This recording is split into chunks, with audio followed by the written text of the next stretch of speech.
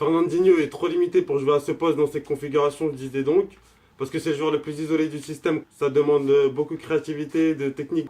Et je pense que Fernandinho, ça fait pas le poids. Gundogan, il fait parfaitement l'affaire, il ferait parfaitement l'affaire. Et il y a Touré aussi qui la ferait parfaitement. S'il avait encore les jambes, mais il les a plus malheureusement. Alors sur toute une saison, n'en parlons pas. Et c'est là qu'est le point noir de City en y pensant. C'est qu'ils n'ont pas de solution viable à ce poste. Et Touré, un backup, c'est un très bon backup. Il pourrait tenir quelques matchs. Mais Fernandinho, sur toute une saison, je pense que c'est pas une bonne solution et ça pourrait causer des problèmes un peu avec Guardiola, comme ça lui en a posé la saison dernière. Par contre, si Gundogan joue, j'en fais mon favori pour le titre déjà, mais si Gundogan joue, je le fais favori clairement et limite il pourrait aspirer à plus en Ligue des Champions. Alors aspirer à plus, ça veut pas dire la gagner. Le but c'est d'arriver en demi tous les ans. Et avec une équipe de ce niveau-là, un milieu de terrain de ce niveau-là, ils peuvent prétendre à arriver en demi dès cette année. Après, ça dépend des tirages et tout, hein. C'est pour ça que faire un pronostic dès maintenant en Ligue des Champions, ça n'a pas vraiment de sens, on verra.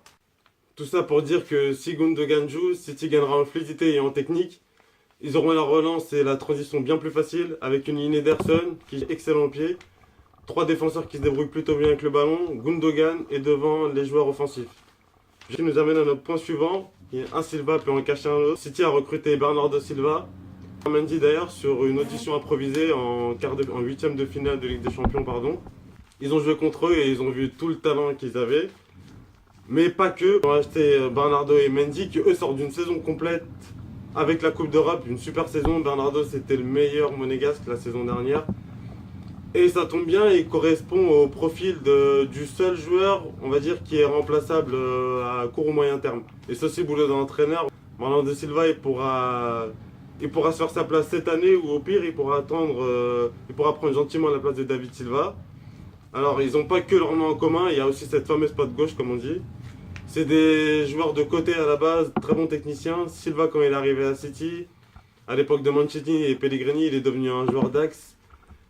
Il s'est émancipé à ce poste, il est aujourd'hui le citizen le plus important de la construction.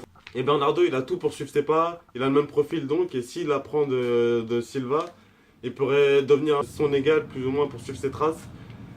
Et on verra ce que Guardiola en fait, on verra ce que Bernardo fait. Il pourrait aussi jouer sur les côtés, pourquoi pas, puisque c'est son poste à la base et c'est là où il joue, comme j'ai dit, avec la Seleção portugaise.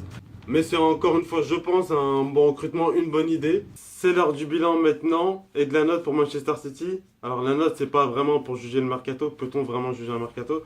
C'est plus pour donner un avis global sur la direction qui est dans nos projets durant l'intersaison, qui passe par le mercato principalement.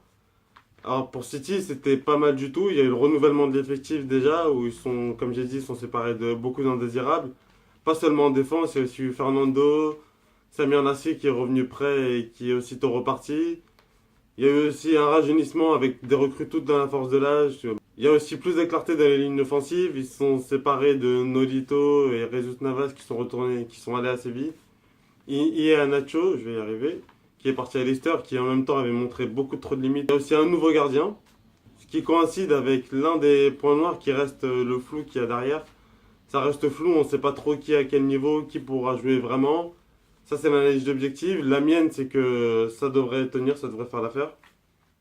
Et ensuite, devant, qui pour jouer devant la défense toute la saison? Est-ce que ce sera encore Fernandinho qui devra tenir le poste? Ou Gundogan sera-t-il sur pied pour faire éclater tout son talent? Telle est la question. Et ce qui donne au final une note de 14 pour City.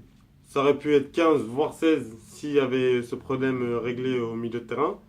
Mais vu que ça ne l'est pas encore, c'est déjà pas mal 14. On verra si le voisin United fait mieux lors de la prochaine vidéo.